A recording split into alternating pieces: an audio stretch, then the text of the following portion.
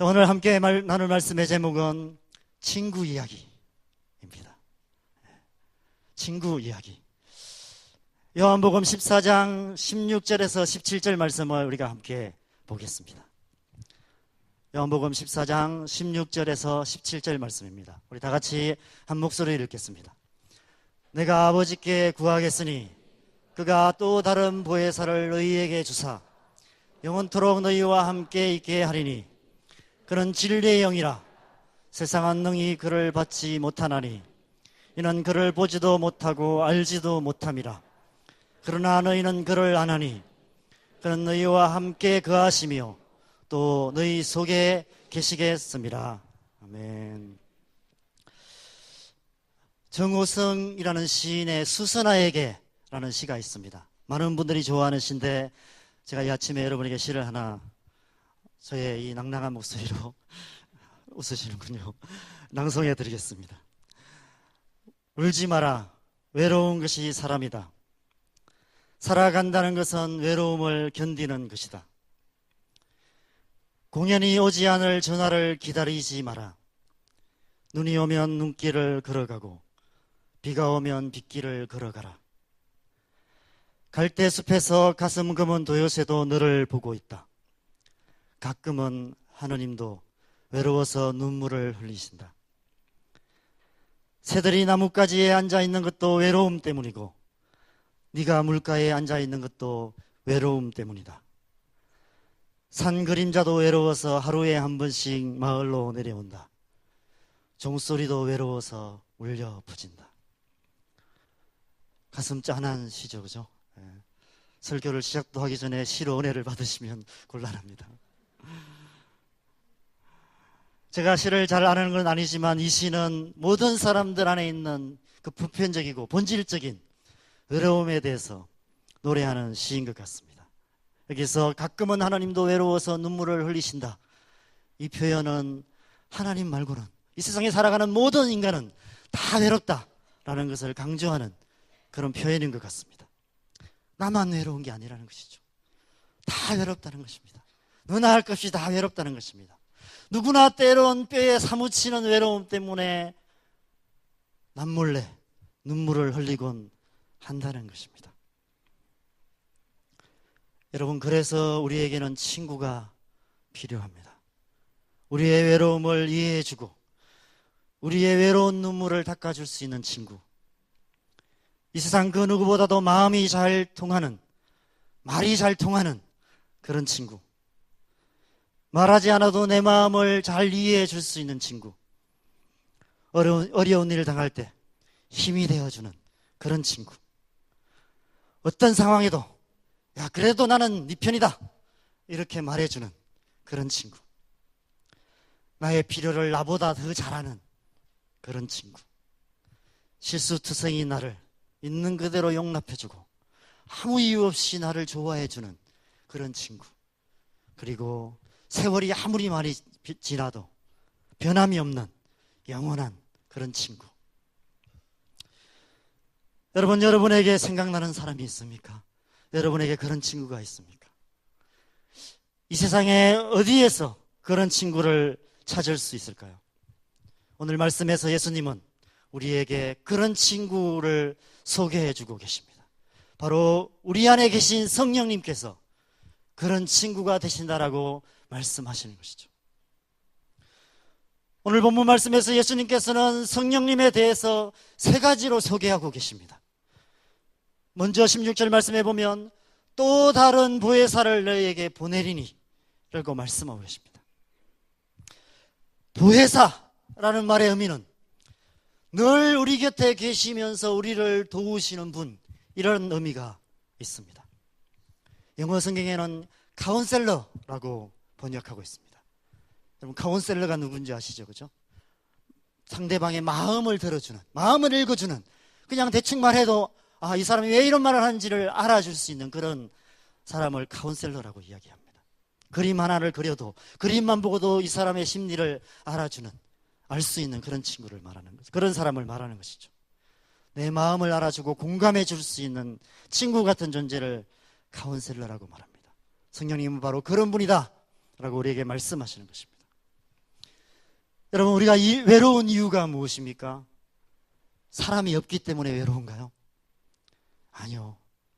사람이 많지만, 사람들은 너무 많지만, 가족도 있고 친구도 있고 교인들도 있고 주변에 사람들이 많지만 내 마음을 알아주는 사람이 없기 때문에 외로운 것입니다. 부모도, 때론 남편도, 아내도, 자식도 내 마음을 조금도 이해해 주지 못하는 것 같은 그런 때가 있다는 것입니다. 사랑하는 사람들이 오히려 나를 더 외롭게 만드는 그런 때가 있다는 것이죠. 그래서 그 가족들 사이에서 때로는 혼자 안 들키고 혼자 눈물을 흘리고 그러는 때가 있다는 것입니다. 그런데 여러분, 이 세상 누구도, 그죠? 다른 사람의 마음을 알아줄 수 있는 사람이 이 세상에 아무도 없습니다. 아무리 사랑하는 사람도, 아무리 가까운 사람도 우리의 마음을 온전히 알아줄 수 있는 사람이 없다는 것입니다. 천길 물속은 알아도 한길 사람 속은 모른다라는 속담처럼 때론 자기 자신의 마음조차도 자기도 잘 모르는 게 우리 인간이기 때문에 그렇습니다. 내 마음 나도 잘 몰라요. 그런 것이 우리의 인간이기 때문에 그렇습니다. 그래서 외로울 수밖에 없습니다.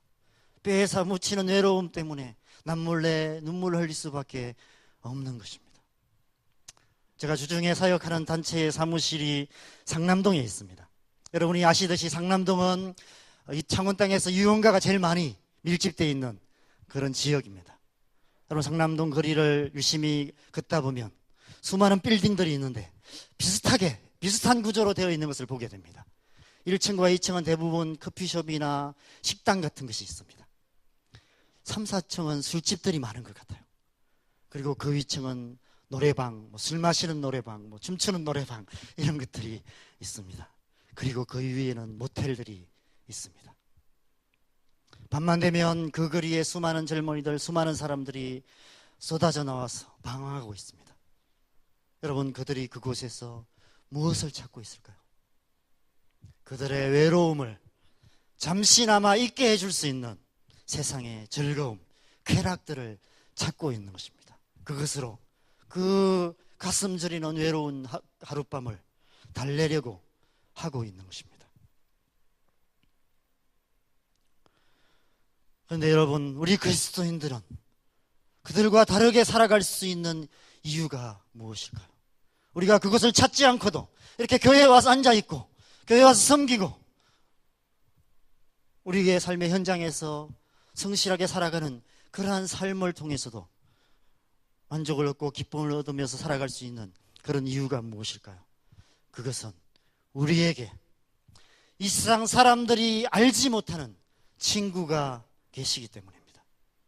우리의 마음을 온전히 알아주시며 가슴 시리게 외로운 밤에도 우리와 함께 계시며 우리의 친구가 되어주시는 보혜사 성령님께서 우리와 함께 계시기 때문입니다. 그 성령님으로 말미암아 우리는 더 이상 외로움 가운데 고통하지 않고 하나님과의 친밀감 가운데서 날마다 기쁨으로 하루하루를 살아갈 수 있게 되는 것이죠. 저는 고등학교 2학년 때 처음 교회를 갔습니다. 목욕하고 오다가 목욕 가방 돌리고 오다가 친구를 만나갖고 친구들은 성경책 들고 가고 저는 목욕 가방 돌리고 이렇게 교회를 처음 갔습니다. 저는 외가 쪽 신가 쪽 10촌 이내에 예수 믿는 사람이 아무도 없는 그런 집의 장손입니다. 집에서 난리가 났습니다. 몰래 다녔는데도 나중에 들켜가지고 그래도 막 주일 낮예배 밤예배 한 번도 안 빠지고 몰래 교회를 다녔습니다. 하나님을 잘 믿은 건 아니지만 그냥 찬양 부르는 게 좋았어요. 그래서 다녔습니다. 열심히. 그러다가 제가 대학교를 가서 제 안에 깊이 있던 외로움들이 제 대학 생활에 적응을 잘 못하면서 외로움에 깊이 빠져서 아마 지금 생각에는 깊은 우울증에 빠졌던 것 같습니다. 제가 그때 일기를 썼는데 일주일에 한두 번씩은 자살에 대해서 썼더라고요. 어떤 때는 그죠? 일주일씩 2주일씩 안 씻고 머리 안 감고 고무신 신고 그렇게 학교를 다니기도 했습니다. 대학을요. 그것도 인천에서. 안 믿으시죠? 왜 그랬나 몰라.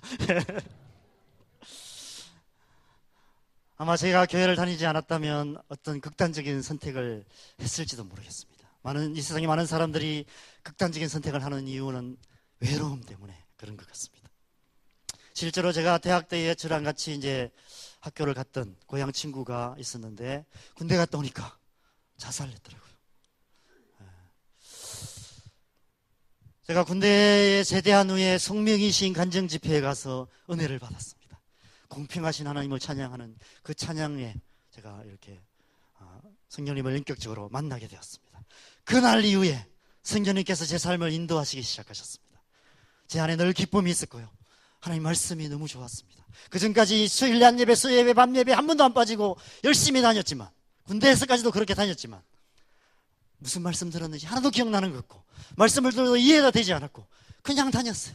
종교 생활을 한 것이죠. 그런데 그날부터 말씀이 너무 좋았고 하루에 20장 30장 이렇게 성경 읽게 되었고, 늘 찬양 부르면서 다녔고, 목사님 설교가 너무 좋아서 늘 노트에 기록했고, 그렇게 다녔습니다. 하루아침에 그렇게 달라지게 되었습니다. 그리고 무엇보다도 그 지긋지긋했던 외로움의 고통에서 벗어날 수 있었습니다. 그래서 훈련받고 복학하면서 훈련받고 헌신해서 지금까지 20년 동안 사역자로 살아가고 있습니다. 사랑하는 여러분, 오직 성령님만이 우리의 외로움을 달래줄 수 있는 진정한 친구가 되십니다. 언제나 우리와 함께 계시며 영원히 우리와 동행하시는 참 좋은 친구, 그분이 바로 성령님이십니다. 그러므로 우리는 날마다의 삶 속에서 친구 되신 성령님과 친밀한 관계 가운데 동행하는 삶을 살아야만 하는 것입니다. 에녹이 300년을 하나님과 동행했던 것처럼 우리 또한 날마다 순간마다 성령님과 친구처럼 동행하기 시작할 때 우리는 더 이상 외로움에 고통하지 않고, 외로움 때문에 세상의 어두운 뒷골목을 헤매며 세상의 쓰레기통 같은 그런 즐거움을 뒤지며 살아가는 그런 삶이 아니라 날마다 기쁨으로 충만한 그런 삶을 살아갈 수 있게 되는 것입니다. 두 번째로 예수님께서 성령님을 진리의 영이라고 소개하고 있습니다. 그는 진리의 영이라 이렇게 말씀하고 있습니다. 여러분, 좋은 친구란 어떤 친구를 말할까요? 친한 친구, 내 마음을 잘 알아주는 친밀한 친구가 물론 좋은 친구입니다. 그런데 여러분, 친한 친구라고 다 좋은 친구입니까? 아무리 친한 친구도 나를, 내 삶을 나쁜 곳으로 인도하는 친구는 좋은 친구가 될 수 없습니다. 여러분의 자녀들이 친구 잘못 사귀어서 나쁜 길로 가고 있다면 여러분 어떻게 하시겠습니까? 수단과 방법을 안 가리고라도 그 친구와의 관계를 끊으려고 애쓸 것입니다. 친구가 하나밖에 없고 그 친구가 없으면 우리 아들이, 딸이 외롭게 학교 생활을 해야 되는 그런 한이 있더라도 친구 잘못 만나서 범죄하고 나쁜 행동을 하고 그렇게 한다면 어떻게든 끊으려고 할 것입니다.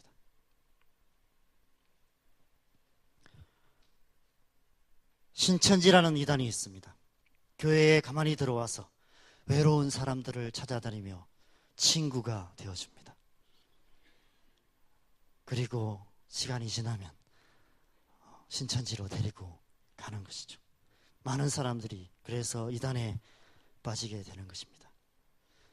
여러분, 아무리 간쓸게 다 빼주는 그런 좋은 친구일지라도 우리를 하나님의 진리의 길에서 멀어지게 하는 그런 친구가 있다면 관계를 끊으시는 게 낫습니다. 밤마다 외로워서 눈물 흘리며 사는 한이 있더라도 그런 친구와의 관계는 정리하는 게 낫습니다. 그래서 예수님께서 성령님을 진리의 영이라고 소개합니다. 우리를 진리의 길로 인도하시는 정말로 좋은 친구라는 것이죠. 진리의 영이신 성령님은 우리에게 진리의 말씀을 깨달아 알도록 가르쳐 주십니다. 교회를 다니고 5년, 10년을 다녀도 그죠? 하나님 말씀을 이해 못할 수 있습니다. 성경을 50독, 100독을 해도 무슨 말인지 이해 못할 수 있습니다. 그러나 성령께서 가르쳐 주시면, 깨닫게 해주시면 그 진리의 말씀이 너무나 달고 오묘한 말씀으로 가슴에 와닿게 되는 것입니다. 또한 성령님은 우리를 진리의 길로 인도해 가세요. 친히 인도해 가십니다. 이 세상에는 말로만 가르치는 선생님들이 많습니다. 말로만 가르치는 목자들이 있습니다. 행함이 없는 이렇게 해야 된다라고 율법적인 그런 가르침만 주는 사람들이 많이 있습니다.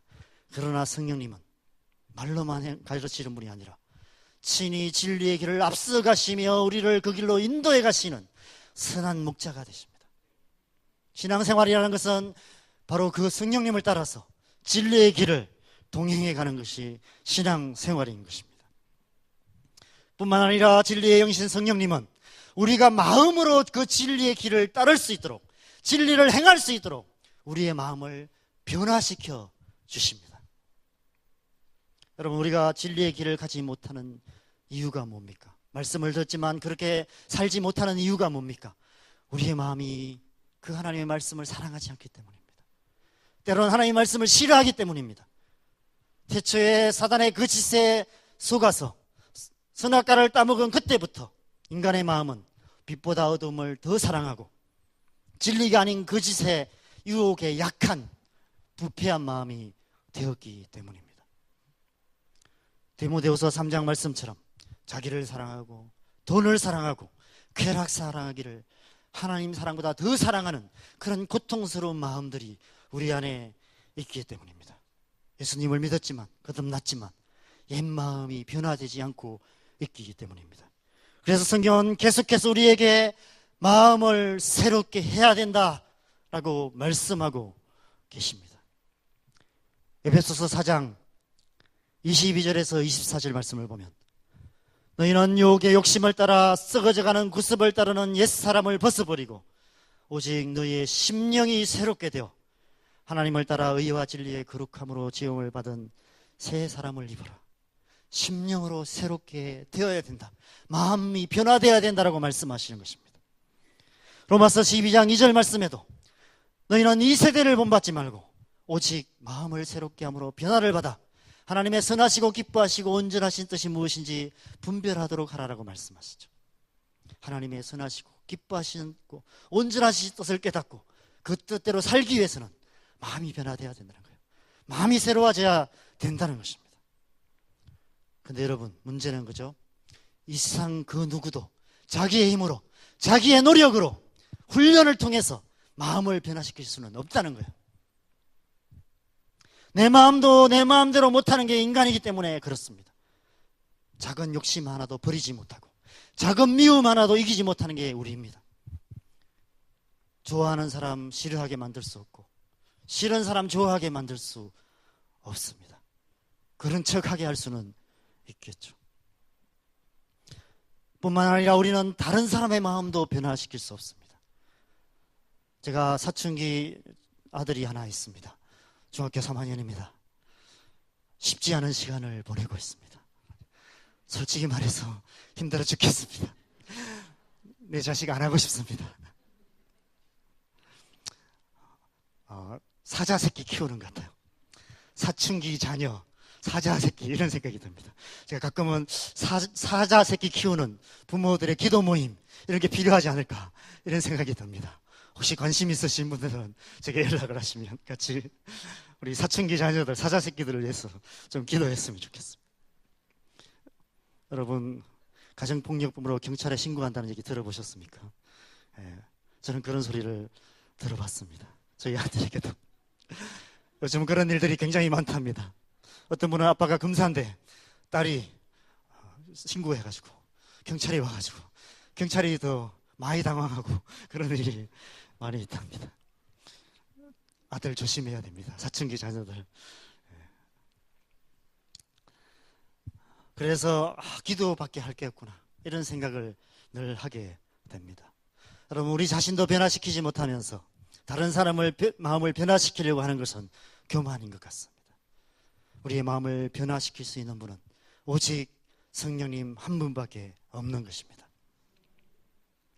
그런데 여러분, 그보다 더 중요한 비밀이 하나 있습니다. 마음에 관한 비밀이 있는데요, 마음은 밖에서는 변화시킬 수 없다는 것입니다.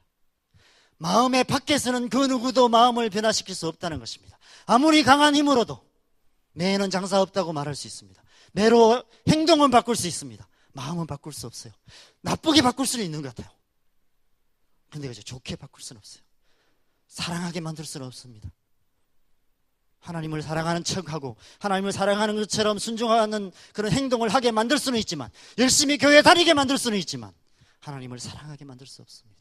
하나님을 사랑함으로 예배하게 만들 수 없습니다. 여러분, 모태신앙인 자녀들이 그냥 오랫동안 교회 생활을 했지만 하나님을 사랑함으로 예배하는 법을 배우지 못한 채 어른이 될 수 있다는 거예요. 대학 때, 청년 때 하나님을 사랑하는 마음을 배우고 마음이 그렇게 변화되어서 마음으로 하나님을 예배하는 그런 청년들이 되어야 될 줄 믿습니다. 저는 우리 청년 예배가 그런 예배가 되기를 늘 기도하고 있습니다. 여러분, 기도해 주시면 좋겠어요. 우리 청년 예배 안에 하나님의 성령이 충만하게 임해서 우리의 청년들, 우리의 자녀들이 하나님을 마음으로 알고 마음으로 사랑하고 마음으로 예배하고 마음으로 헌신하고 마음으로 하나님의 백성으로 살아가는 그런 청년이 될 수 있도록 기도해 주시면 좋겠습니다. 어떠한 강력한 힘으로도 마음 밖에서는 마음을 바꿀 수 없습니다. 그 일은 하나님도 하실 수 없습니다. 하나님도 밖에서는 마음을 변화시킬 수 없어요. 그래서 우리의 마음 안으로 들어오시기로 결정하신 것입니다. 예수님이 이 땅에 오셔서 우리와 함께 계셨습니다. 그런데 육신을 입고 오셨기 때문에 우리 안에 거하실 수 없었습니다. 그런데 그러려면 우리의 마음 안에 거하실 수 있는 영이신 하나님이 오셔야 합니다. 그런데 성령님은 거룩하신 영이기 때문에 거룩하지 않은 곳에는 거할 수 없었습니다. 그래서 예수님이 십자가에 죽으시고 그 보혈로 우리의 영혼을 정결하게 하시고 거룩하게 하시고 성령님께서 그 거룩한 우리의 중심에 와 계시는 것입니다. 그래서 성경은 우리가 성령에 거하는 전이다, 성전이다, 그렇게 말씀하고 계시는 것입니다. 오늘 말씀에서도 예수님께서는 마지막으로 세 번째로 성령님을 소개하시면서 너희와 함께 계실 뿐 아니라 너희 속에 계시는 분이다, 너희 안에 거하시는 친구다, 그렇게 말씀하고 계십니다. 오직 우리 안에 계신 성령님이, 그 성령님의 은혜로만, 성령님의 능력으로만 우리의 마음은 변화될 수 있습니다. 우리의 마음의 문을 열어야 하는 것입니다. 성령님을 마음의 중심에 모셔 드려야만 하는 것입니다. 어떤 사람들은 고난을 통해서 우리의 마음이 변화된다라고 이야기합니다. 그런데 여러분, 고난 자체가 사람의 마음을 변화시키는 게 아닙니다. 하나님 우리에게 고난을 허락하시는 이유는 그 고난을 통해서 실패하고 좌절하고 마음을 낮추시고 내 힘으로는 할 수 없구나 사실을 절박하게 깨닫고 겸손한 마음으로 성령님께 마음의 문을 열고 나오게 하시기 위해서 고난을 허락하시는 것입니다. 고난 가운데 깨어진 마음으로 하나님을 향해 부르짖기 시작할 때 성령님께서 우리의 마음 가운데 역사하실 수 있는 것입니다. 그래서 고난은 우리의 마음의 문을 두드리시는 성령님의 노크 소리와 같습니다. 그 노크 소리를 듣고도 끝까지 고집부리고 문을 열지 않으면, 두 손 들고 주님 앞에 나오지 않으면 그 고난은 헛수고일 뿐입니다. 여러분, 우리가 예수님을 믿고도 수십 년 신앙생활을 하면서도 우리의 마음이 변화되지 않고 있는 이유가 무엇입니까? 어떤 분들은 교회는 다니지만 아직 주님을 인격적으로 영접하지 않아서 성령님이 계신지도 알지 못하는 그런 분들도 계실 것입니다. 그런데 수많은 성도들이 성령님을 이미 경험했지만, 성령님이 내 안에 계신 줄은 알지만 성령님을 대문만 열어드리고 마당에만 거하시게 하시는 그런 삶을 살고 있습니다. 어떤 분들은 현관문은 열어드려서 거실에는 손님처럼 거실에 거하고는 계시지만 우리의 안방이나 내 방 속에는 성령님이 오실 수 없도록 문을 닫고, 외로울 때는 그 방문 꼭 닫고 내 방에 들어가서 나만의 즐거움에 빠지곤 한다는 것입니다. 그래서 요한계시록 3장 20절 말씀을 보면 볼지어다 내가 문 밖에 서서 두드리노니 라고 말씀하십니다. 성령이 교회들에게 하시는 말을 들을지어다. 믿지 않는 자에게 하는 말이 아니라는 것입니다. 안 믿는 사람들의 마음의 문을 두드리고 계시는 게 아니라는 거예요. 교회들에게 하시는 말이라는 것입니다. 우리의 마음의 문을 두드리고 계세요. 방문을 두드리고 계세요. 그 노크 소리를 듣고 우리의 마음의 문을, 방문들을 열어드려야만 하는 것입니다. 안방문까지 다 열어드려야 하는 것입니다. 안방이라는 곳은 친밀감이 있는 곳을 안방이라고 얘기합니다.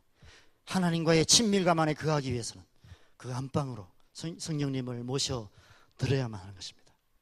성령님의 마음께서 우리의 마음의 온전한 주인이 되셔서 우리의 마음을 새롭게 해주시도록 해야만 하는 것입니다.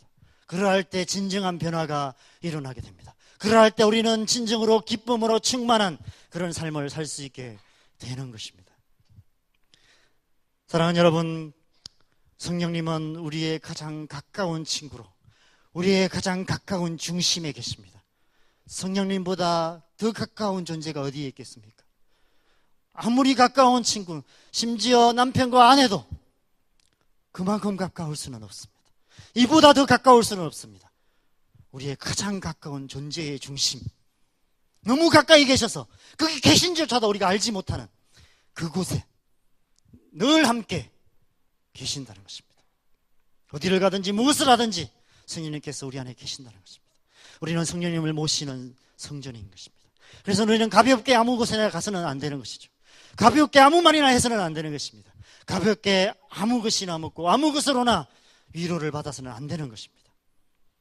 오직 성령님의 그 은혜, 성령님의 사랑, 성령님의 능력, 그것을 늘 사모하며 성령님과 동행하는 삶을 살아야만 하는 것입니다. 그래서 믿음이 필요한 거예요.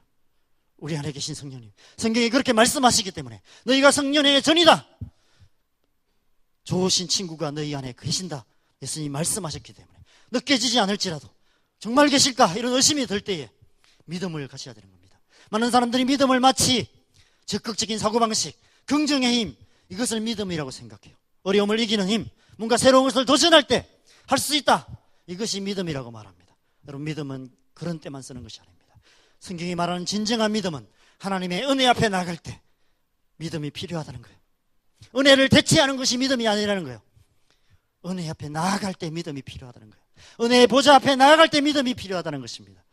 내 안에 성령님이 계신다는 것을 확실하게 믿고, 그분이 정말 좋은 친구라는 것을 믿고, 외로울 때, 고통스러울 때 그분 앞에 나아가는 것, 그것이 믿음인 것입니다.